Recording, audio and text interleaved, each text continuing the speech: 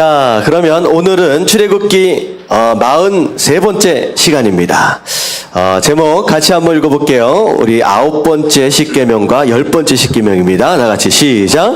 가면을 쓰고 살아가는 성도들. 자, 가면을 쓰고 살아가는 성도들. 자, 이런 제목으로 우리 함께 은혜를 나눌 텐데요.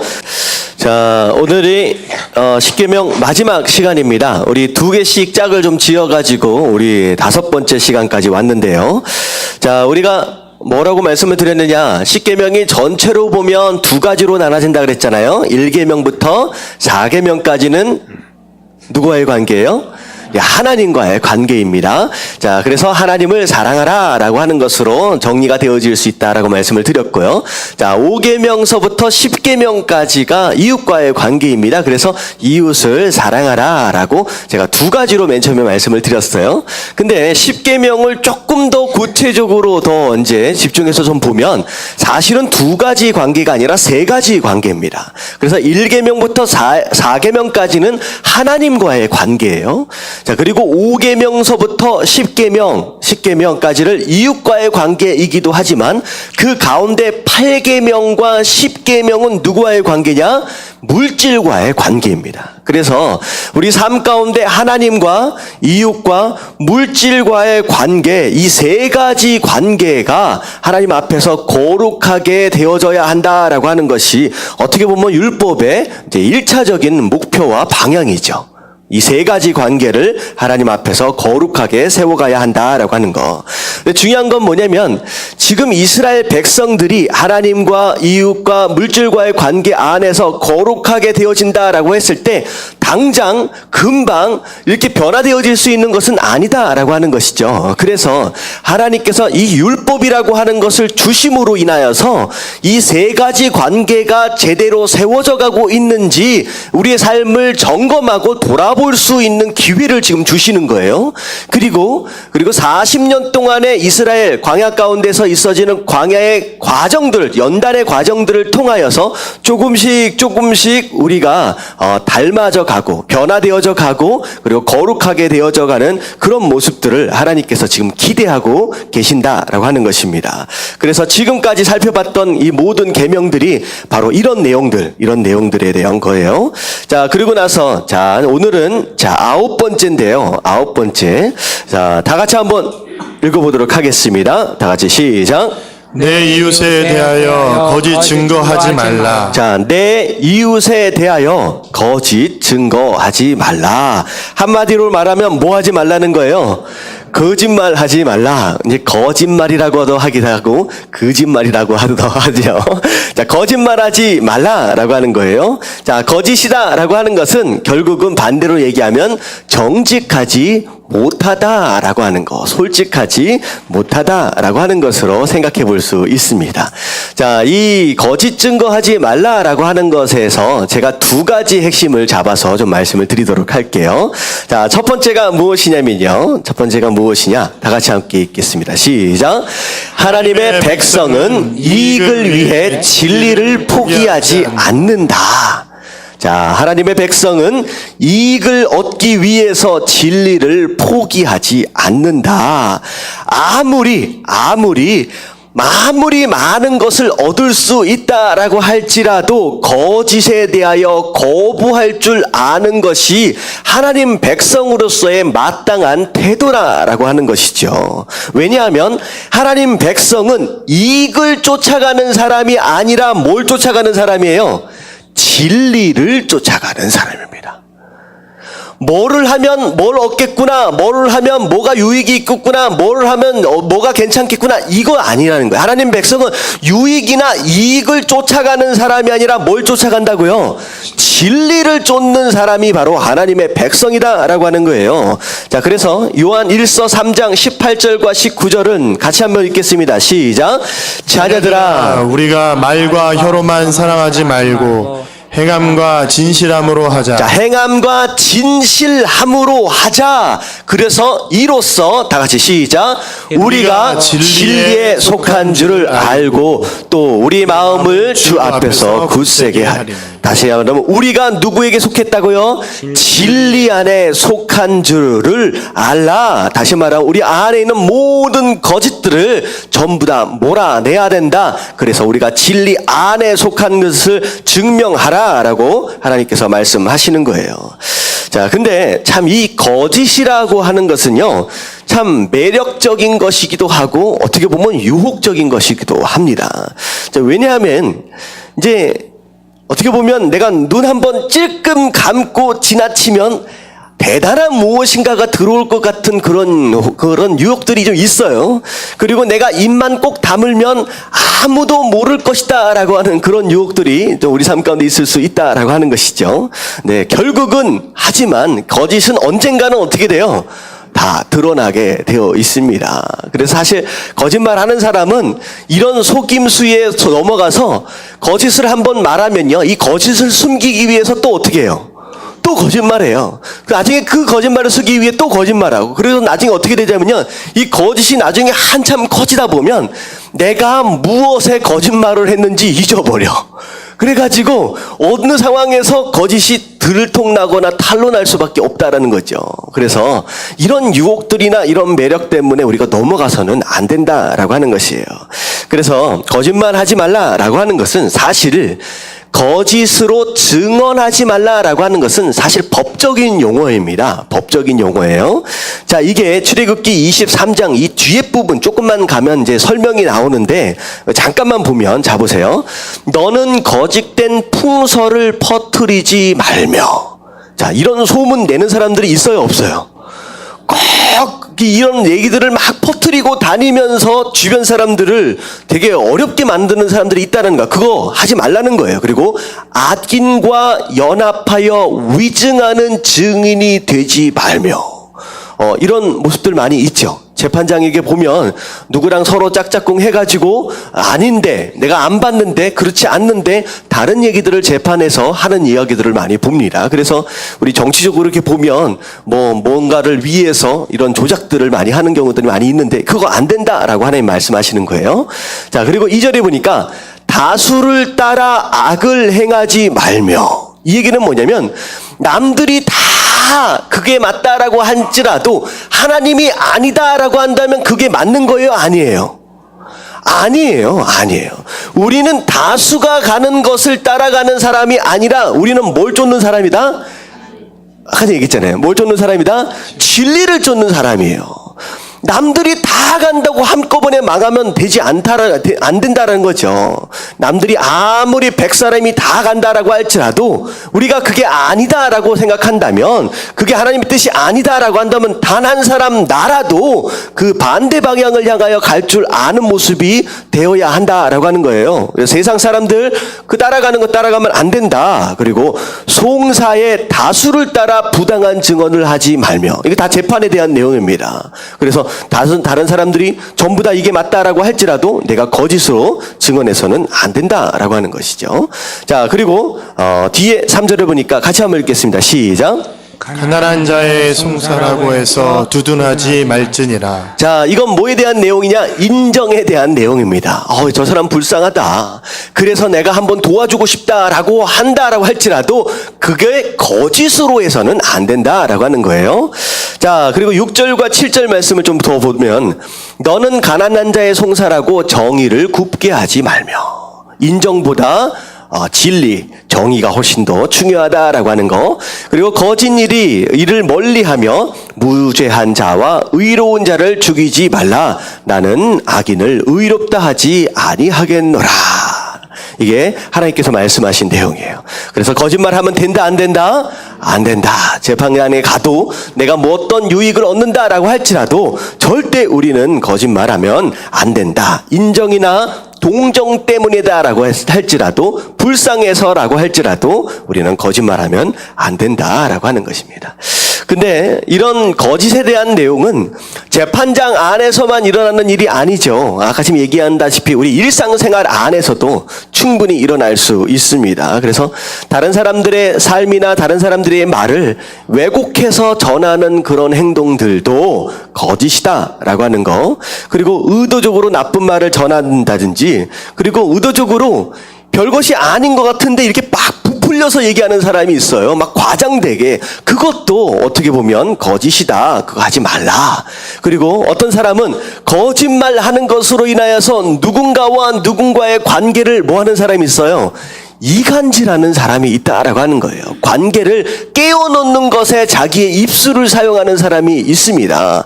이것도 거짓이다, 하지 말라라고 말씀하시는 거예요. 그래서 사단의 또 다른 이름이 뭐냐면 거짓말하는 자입니다. 속이는 자예요.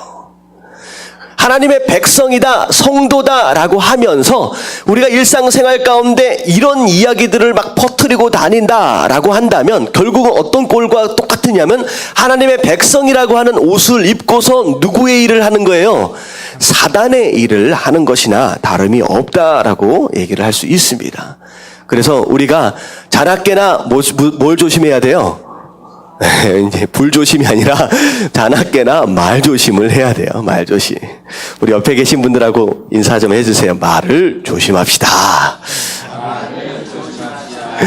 예, 이게 말 때문에 많은 사람들이 어려움을 겪고 많은 관계들이 깨집니다. 그래서 말을 조심해야 된다. 그래서 잠언서 12장 22절 같이 읽겠습니다. 시작. 거짓 입술은 여호와께 미움을 받아도 진실하게 행하는 자는 그의 기뻐하심을 받느니라. 자, 거짓말하는 입술 하나님 어떻게 하신다? 미워하신다. 하나님 좋아하시는 거 아니다라고 하는 거예요. 우리 여러분들 이거 거짓말도 습관입니다. 하다 보면 맨 처음에는 거짓말을 하면 맨 처음에는 어때요? 혹시나 들킬까 봐서 콩닥 뛰어요. 근데 한 번 하고 두 번 하고 세 번 하면 이게 실력이 는과 동시에 더 이상 가슴이 뜁니까 안 뜁니까? 이게 안 뛰어요. 이게 습관입니다. 이게 훈련되어지면 안 돼요. 거짓말을 훈련하면 안 돼요. 아시겠죠? 이거 하면 안 돼요. 근데 제 친구 중에 한 애가 거짓말을 못해. 그래가지고 얘는 거짓말을 딱 하면 그냥 얼굴에서 딱 티가 나는 거예요. 근데 한 번은 그런 적이 있어요. 제가 학교 다닐 때 도서관을 들어갈 때 그 신분증, 학생증이 있어야 도서관을 들어가거든요. 나 들어가는데 어쩔 수 없이 들어가야 돼. 누굴 만나게 들어가야 되는데 어쩔 수 없이 들어가야 되는데 이게 신분증이 없어서 다른 애 거를 잠깐 빌려가지고 잠깐 들어갔다 나오는 거예요. 뭐 어떻게 보면 그럴 수 있다라고 생각할 수 있는 별것이 아니잖아요. 근데 얘는 거짓말을 너무 안 해봐가지고 남의 신분증을 들고서 지나가면서 살짝만 보이고 가면 되거든요. 근데 이걸 들고 갔는데 덜덜덜덜 떨면서 가는 거야. 들켰을까요? 안 들켰을까요? 당연히 들키지. 얼굴 빨개져가지고 덜덜덜 떨고 들어가니까 당연히 들키지. 여러분 이런 마음이 사실 우리의 마음이 돼야 돼요. 우리가 어느 순간 뭐에 익숙해졌느냐? 거짓말하는 것에 익숙해졌어요. 그래가지고 너무 습관되어지고 훈련되어지고 자꾸 반복적으로 하게 되는 경향들이 많이 있다라고 하는 것입니다. 그래서 우리가 다른 걸 훈련해야지 거짓말하는 것이나 이런 것들을 훈련해서는 안 된다라고 하는 거, 하나님이 싫어하신다라고 하는 거, 여러분 거짓말하지 마시길 주님의 이름으로 축원합니다. 아멘. 자, 이 첫 번째 내용은 다른 사람들에 대해서 거짓말을 퍼뜨리고 다니고 거짓말을 거짓으로 증언하는 것에 대한 내용입니다. 근데 오늘 제가 두 번째로 생각해 보기 원하는 것은 뭐냐면 거짓말을 다른 사람들에게 대한 거짓말도 있지만 심지어 어떤 경우도 있냐면 나에 대해서 거짓말을 하는 경우가 있습니다. 이게 뭐냐면요. 저 두 번째 같이 한번 읽어볼게요. 선생님 이거 먼저 나오면 안 되는 거 아시죠? 왜 먼저 딱 선수를 쳐? 나보다 앞서가지 마십시오. 자, 두 번째 같이 시작. 하나님의 백성은 정직함으로 스스로 성장해 간다. 자, 하나님의 백성은 정직함으로 스스로 성장해 간다라고 하는 거. 그냥 말 그대로입니다. 정직함으로 나아가야 내가 발전할 수 있고 성장한다. 반대로 얘기하면 스스로에 대해서 끊임없이 감추고 끊임없이 포장하려고 하는 사람은 발전하거나 성장할 수 있어요, 없어요? 없다라는 거예요. 이게 굉장히 중요한 내용입니다. 이게 중요한 내용이에요. 이게 저는 뭐라고 설명을 하느냐? 척하는 인생이다라고 표현을 합니다. 스스로에 대해서 척하는 거예요. 분명히 약해. 근데 다른 사람들이 볼 때 약한 것을 보이고 싶지 않으니까 뭐 하는 척 하는 거예요? 강한 척 하는 거예요. 강한 척. 나는 몰라. 근데 다른 사람이 날 무시할까 봐서 뭐 하는 거예요? 아는 척, 뭘 잘하는 척, 자꾸 척하는 그런 인생이 있다라고 하는 것이죠. 근데 이런 포장하려고 하는 이런 시도는 결국은 어떻게 되느냐?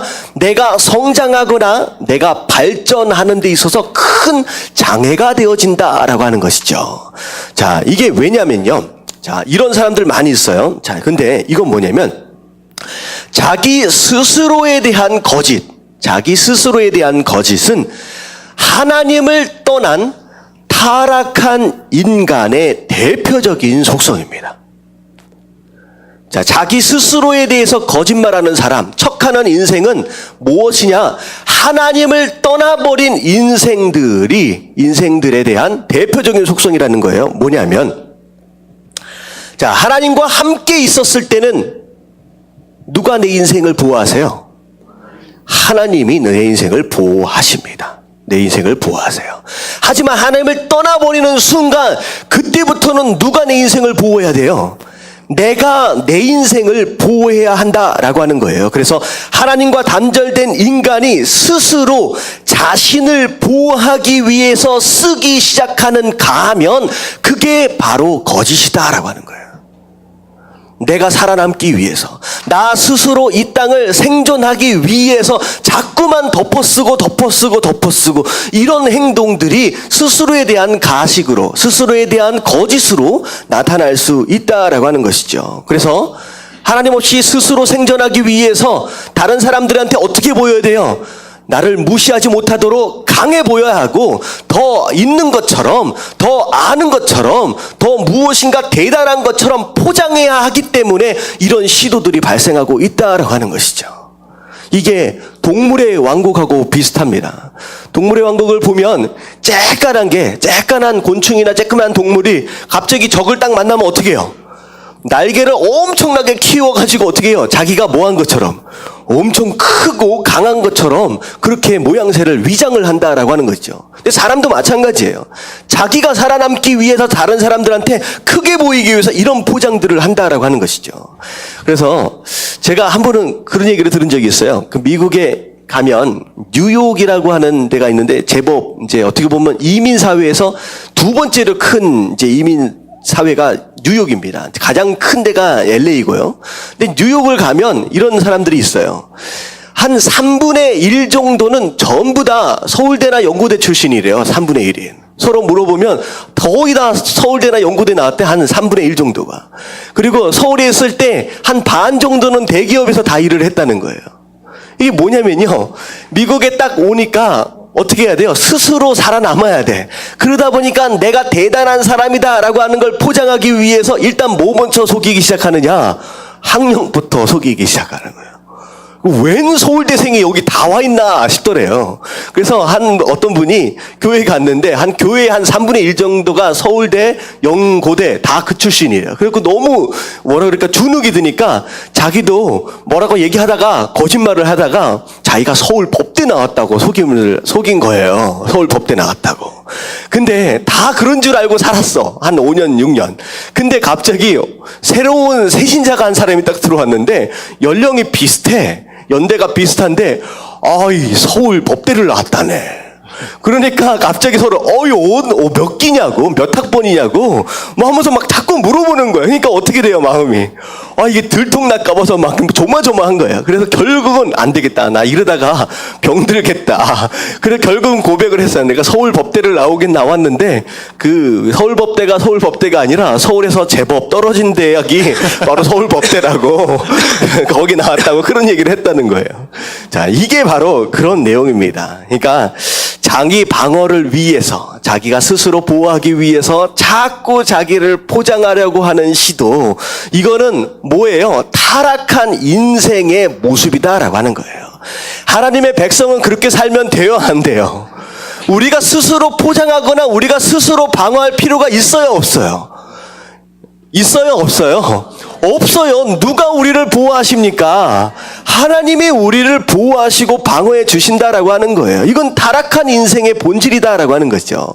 자, 이게 어떻게 생각하시면 되냐면 자기 방어를 위해서 나타나는 대표적인 그 형태가 뭐냐면 두 가지로 나타납니다. 첫 번째는요, 불독, 두 번째는 예스맨이에요. 첫 번째는 불독. 이게 뭐냐면요, 별것이 아닌데 자꾸 화를 내는 사람이 있어. 자꾸 목소리를 크게 내는 사람이 있어요. 여러분들, 이것은요, 뭐냐면 그 안에 숨겨져 있는 연약함을 그 분노와 화로 큰 목소리로 뭐 하려고 하는 거예요? 포장하거나 숨기려고 하는 시도입니다. 그래서 그 개들이 막 멍멍멍멍 짖는 이유가 뭐 때문에 짖는다 그래요? 그 마음 가운데 두려워서 짖는데요. 두려워서. 혹시 주변 그런 사람 있어요? 뭐만 하면 막 화를 내고 큰 소리 내고 막 요란을 떠는 사람들 있잖아요. 그거 뭐냐면 그 안에 뭐가 있기 때문에, 연약함이 있기 때문에 그걸 숨기려고 하는 시도로 그런 불독과 같이 화를 내는 경우가 있다라고 하는 거예요. 이것도 잘못된 겁니다. 두 번째가 뭐냐면 예스맨. 이건 뭐냐면 착한 사람 컴플렉스예요. 어떻게 나를 포장하느냐? 나를 무시당하지 않기 위해, 내가 무시당하지 않기 위해서 다른 사람들한테 내가 어떤 사람으로 보여 있는 거예요? 착한 사람. 야, 저 사람은 괜찮은 사람이야. 그걸로 나를 포장을 하는 거예요. 포장을 하는 거예요. 그래서 내 안에 있는 연약함, 심지어 내 안에 있는 죄까지도 자꾸 그걸로 덮으려고 하는 시도가 있습니다. 그리고 어떤 사람들은요, 지나치게 외모, 입거나 바르거나 라고 하는 이런 것들, 학력이나 재물이나 이런 것에 막 집착하는 사람들, 여러분, 이런 것 또한 무엇이냐? 이것도 스스로에 대한 거짓입니다. 이것으로 자기의 연약함을 자꾸 덮고 숨기려고 하는 것이다 라고 하는 거예요. 그래서 하나님이 뭐라고 말씀하시는 것이냐? 이제부터는 너희 스스로 너 자신을 보호하기 위해서 애쓰지 말라는 거예요. 자꾸 거짓된 것으로 너를 포장하거나 감추려고 하지 말라는 거예요. 자꾸 감추고 포장하면요, 어떤 일들이 벌어지냐면요, 더 이상 발전할 수가 없습니다. 더 이상 발전할 수가 없어요. 이게 뭐에 대한 내용이 이제 말씀에 나오느냐? 요한 1서 1장 8절 말씀에 보면, 자 보세요. 만일 우리가 죄가 없다고 말하면 스스로 속이고 또 진리가 우리 속에 있지 아니할 것이요. 이 말씀 아는 말씀이잖아요. 자 보세요. 만일 우리가 죄가 없다고 말하면, 나는 깨끗하다, 나는 강하다, 나는 괜찮다, 나는 문제 없다라고 얘기하는 사람은 뭐 하는 사람이다? 스스로 거짓말하는 사람이라는 거예요. 거짓말하는 사람이다. 자, 그렇게 거짓말하는 사람은 그 안에 뭐가 없다? 진리가 없다라는 거예요. 그렇게 자기 자신을 자꾸 포장하고 덮는 사람은 진리 대신, 말씀 대신 예수 그리스도가 그 인생 안으로 들어갈 수 있어요, 없어요? 없다는 거예요. 말씀이 그 안에 들어갈 수 없다라고 하는 것은 곧 무엇이냐? 변화될 가능성이 없다라고 하는 것이죠. 변화될 가능성이 없다라고 하는 거예요. 여러분, 자꾸 포장하려고 애쓰지 마십시오. 특별히 하나님 앞에 나올 때는 죄가 있으면 뭐라고 얘기하면 돼요? 죄가 있다라고 얘기하면 돼요. 내가 아프면 뭐라고 얘기하면 되냐면 내가 아프다라고 얘기를 하면 된다라고 하는 거예요. 하나님 앞에서 정직해질수록 어떻게 된다? 말씀 대신 예수 그리스도 그 진리가 우리 삶 안으로 들어와서 그것으로 인하여 우리의 삶이 변화되어질 수 있는 가능성이 생긴다라고 하는 것이죠. 여러분들, 자기 자신을 자꾸 포장하지 마시고 감추지 마시고 오히려 하나님 앞에서는 다 드러내 보일 수 있는 정직함을 가지시길 주님의 이름으로 축원합니다. 그래야 우리가 변할 수 있다는 거야. 여러분들, 예배에 나온 이유가 뭐예요? 그냥 예배에 나온 이유가 뭐예요? 자, 은혜 받으려고, 하나님 만나려고? 여러분들, 하나님 만나고 하나님께 은혜를 받으려고 하는 이유가 뭐예요? 착한 사람 결국은 뭐 어떻게 된다는 거예요? 어떻게 된다는 거예요? 결국은 우리가 변화되어져야 한다라고 하는 거잖아요. 예배를 나와서 하나님을 만나고 은혜를 받는다라고 하는 이 모든 것에 대한 목표는 이 순간 나의 이 모습 이대로는 안 된다라고 하는 거예요. 이제는 내가 변해야 된다라고 하는 목적을 가지고 우리가 나왔다라고 한다면 여러분들 하나님 앞에서는 진실함으로 정직함으로 나아가는 것이 맞는 것인 줄로 믿습니다. 아멘. 그래야 우리가 발전할 수 있고 성장할 수 있다라고 하는 거. 그래서 이제 더 이상 포기하지 말자라는 거죠. 자, 그리고 마지막으로 보면 거짓말하면 안 되는 이유가 에베소서 4장 25절에 나옵니다. 자, 다 같이 한번 읽어볼게요. 시작. 그런즉 거짓을 버리고 각각 그 이웃과 더불어 참된 것을 말하라.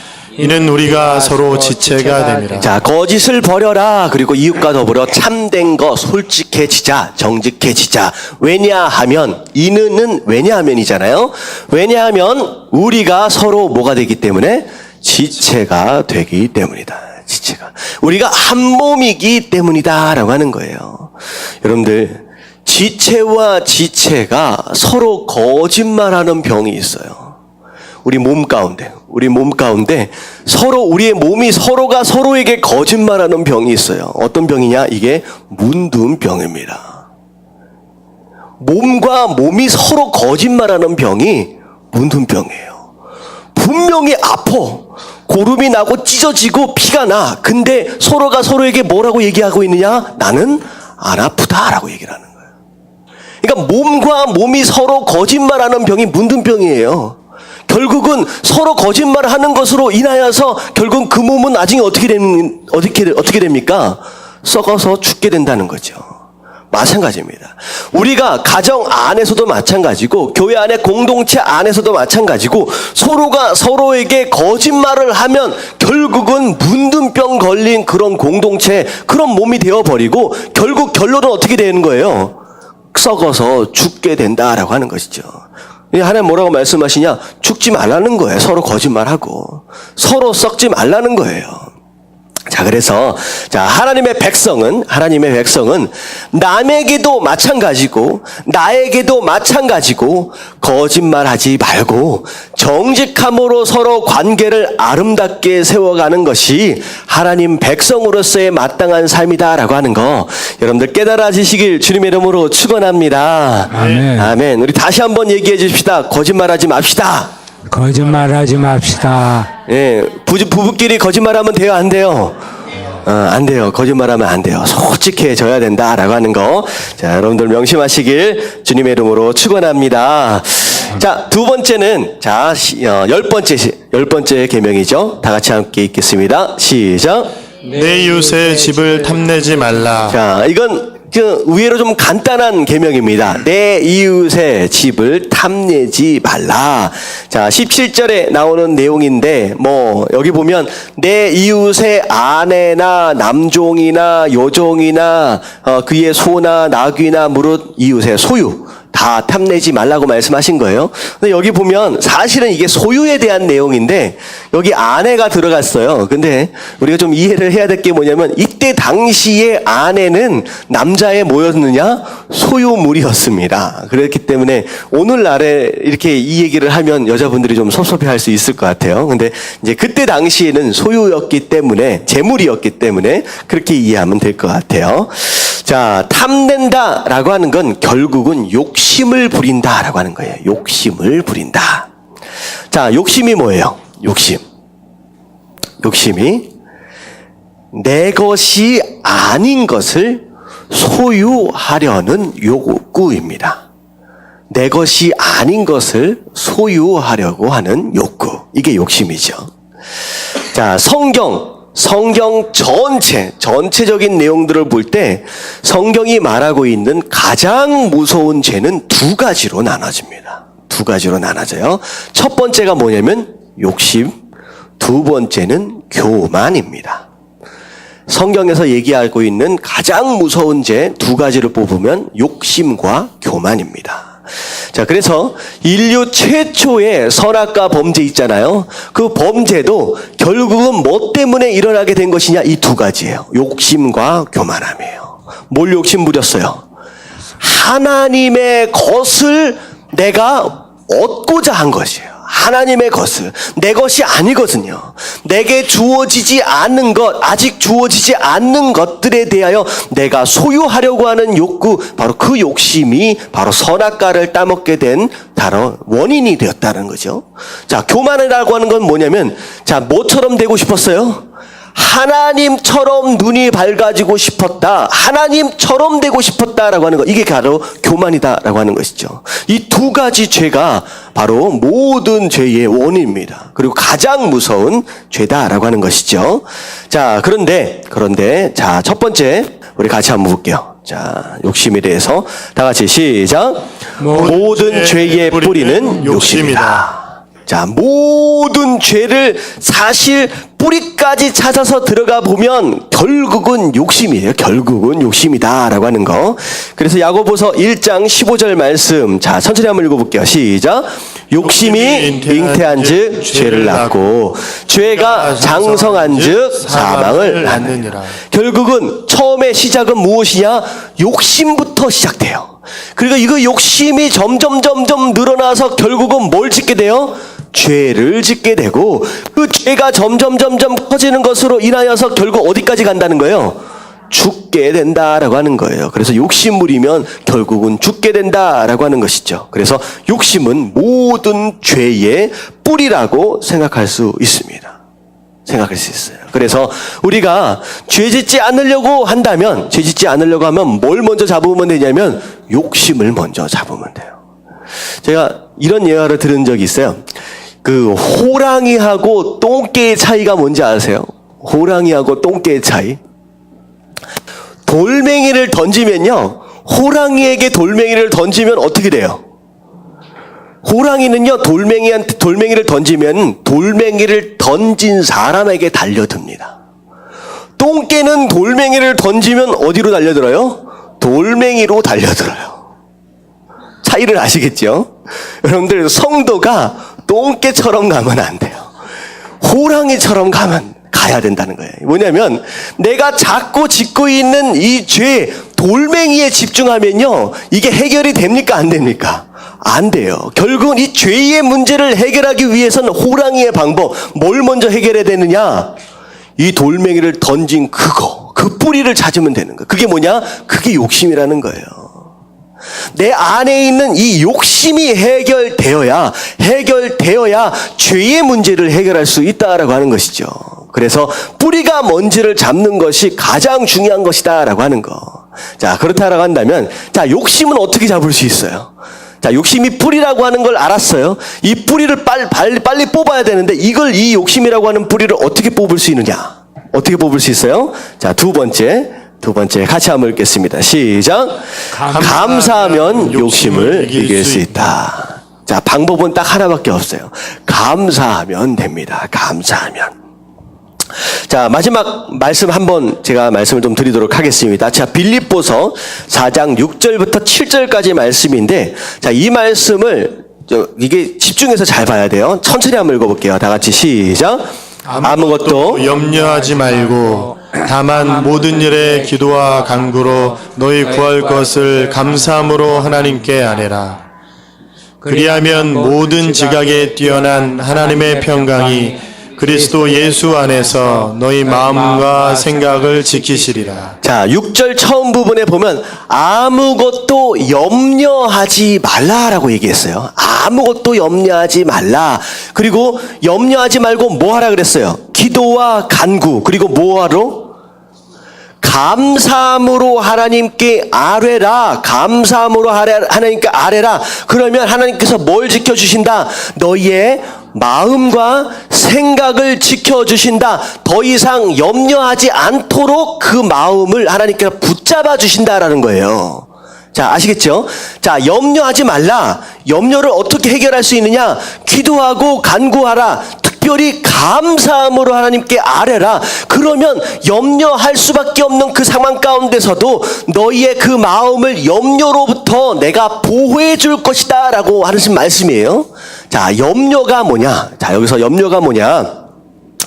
자, 염려는 내가 무엇인가가 부족해요. 내가 무엇인가가 없어요. 그 없음에 대하여 수동적인 반응입니다. 염려하는 것은. 자, 이해가 가세요? 자, 없다라고 하는 것에 대하여 수동적으로 반응하는 그 형태가 염려로 나타나는 거예요. 근데 없다라고 하는 것에 대하여 능동적으로 반응하는 것이 바로 무엇이냐? 욕심입니다. 다시 말하면 뭐예요? 염려와 욕심은 같은 뿌리에서 온 거예요. 좀 어려워하시는 얼굴인데 이게 얼굴들이 다 어두워져서. 자, 이해가 안 가요? 이해되시죠? 같은 뿌리야. 없다라고 하는 그 원인으로부터 능동적으로 반응하게 되면 욕심으로 나타난 거고, 수동적으로 반응하게 되면 뭘로 나타나요? 염려로 나타나는 거예요. 그래서 이 말씀은 어떻게 보면 욕심과도 대조해서 같이 비교해서 설명이 가능한 내용입니다. 그래서 염려를 욕심으로 만약에 바꾸면 뭐라고 되느냐? 내가 욕심 부리지 말라. 그 욕심 부리는 대신 하나님께 뭐함으로 아뢰라? 감사함으로 하나님께 아뢰라. 그러면 너희 욕심 부리는 그런 마음으로부터 하나님께서 뭘 하신다? 지켜주시겠다라고 하는 거예요. 자, 여기까지 이해되시는 분 아멘. 아멘. 오늘 말씀 좀 어렵다. 자, 이런 겁니다. 그래서 욕심 부리지 않도록 하기 위해서 자꾸 불쑥불쑥 올라오는 그 욕심을 해결할 수 있는 유일한 방법은 뭐 하는 것 뿐이에요? 감사하는 것 뿐이다라고 하는 거예요. 여러분, 감사하십시오. 자꾸 비교하지 마시고. 여러분, 비교하는 사람들이 있어요. 나는 못 가졌는데 쟤는 가졌고, 내 아들은 어떤데 저쪽 아들은 어떻고, 내 남편은 이런데 저쪽 남편은 어떻고, 자꾸 비교하면 전 불행해집니다. 자꾸 비교해서 자꾸 그런 식으로 욕심 가지지 마시고 오히려 감사하십시오. 주신 것에 감사함으로 말미암아 여러분들 행복을 누리시게 되길 주님의 이름으로 축원합니다. 아무리 에덴 동산이다라고 할지라도 여러분들 욕심 부리게 되는 순간 에덴 동산은 더 이상 에덴 동산이 아닌 거예요. 아시겠죠? 하나님이 얼마나 많은 축복들을 에덴 동산 안에서 허락하셨습니까? 동산에 있는 모든 나무를 다 따먹어라. 다 네 것이다 라고 말씀하셨어요. 그랬을 때 내게 주신 것을 바라보면서 내게 주신 것에 감사했을 때는 아담과 하와에게 있어서 에덴 동산은 천국이었어요. 낙원이었습니다. 근데 갑자기 사단이 와서 뭐라고 얘기하느냐? 주신 이 모든 과실나무에 집중하지 못하도록 만들고 뭐에 집중하도록 만드는 거예요? 못 먹는 나무 그 딱 하나에 집중하도록 만드는 거예요. 왜 저걸 못 먹게 하셨을까? 왜 저걸 못 먹게 하셨을까? 사단이 바로 그런 거예요. 여러분들에게 지금 주어지지 않은 그거 하나에 집중하도록 만드는 거예요. 왜 나를 이걸 주지 않았을까? 그동안에 그거 없이도 잘 살았거든요. 그거 없이도 행복했거든요. 근데 왜 저걸 안 주셨을까라고 생각하는 순간 마음 가운데 어떤 착각이 일어나느냐? 저것만 가지면 뭐 할 것 같아요? 행복할 것 같아. 저것만 따먹으면 행복할 것 같은 거예요.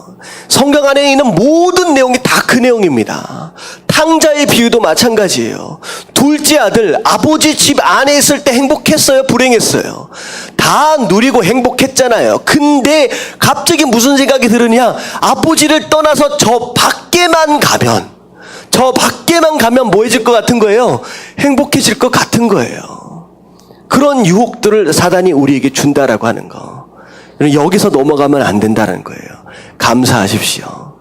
여러분들에게 주신 것들이 얼마나 많은지 여러분들이 그것을 알고 감사할 수 있을 때 여러분들의 가정이, 여러분들의 공동체가, 여러분들의 모든 환경들이 그 안에서 에덴 동산 천국이 될 수 있다라고 하는 거 여러분들 깨달아지시길 주님의 이름으로 축원합니다. 아멘. 어제 어디 결혼식이 있어서 제가 결혼식 참여 때문에 갔는데 거기서 목사님 그런 말씀을 하시더라고요.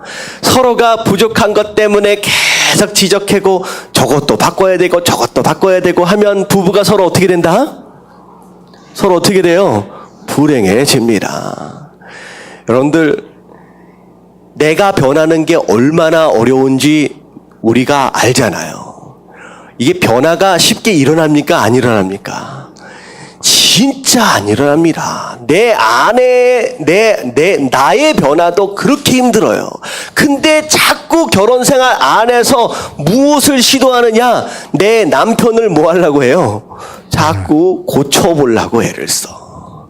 내 아내를 자꾸 고치고 바꿔보려고 애를 쓴다는 거예요. 그렇게 되는 순간 뭐 하는 거예요? 뭐 어떻게 되느냐? 불행해지기 시작한다라고 하는 거. 여러분들, 남편의 좋은 것들을 찾아서 감사하십시오. 아멘. 아멘. 여자분들이 대답을 하셔야 돼요.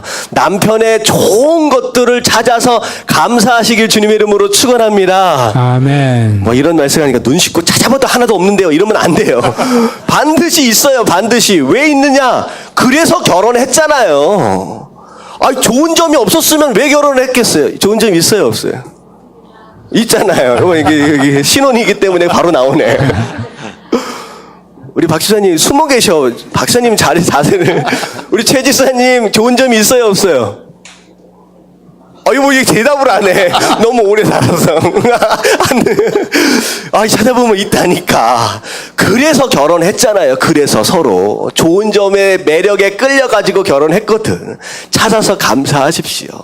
아내의 좋은 것들을 찾아서 감사하십시오. 그러면 그 가정이 뭐해질 수 있느냐? 행복해질 수 있다라고 하는 거. 교회도 마찬가지예요. 저의 좋은 점이 있어요? 없어요? 부족한 부분이 있어요? 없어요? 있어요. 얼마나 많은데. 그런 거예요. 목사가 성도에게, 성도가 목사에게 서로 좋은 것들을 찾아서, 장점들을 찾아서 감사하기 시작하면요, 교회가 천국이 됩니다. 근데 서로가 서로에 대해서 우리 목사님은 뭐가 부족하고 우리 성도는 뭐가 부족하고 서로가 부족한 것들을 찾아서 지적하기 시작하고 고치려고 시작하면요, 여러분들 이 교회마저도 지옥이 된다라고 하는 거.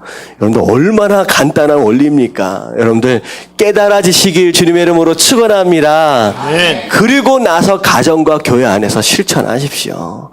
그럴 수밖에 없어요. 어쩔 수 없잖아요. 우리 인생 잘 안 바뀌잖아요. 나도 이렇게 부족한데 누가 누구를 고치겠습니까?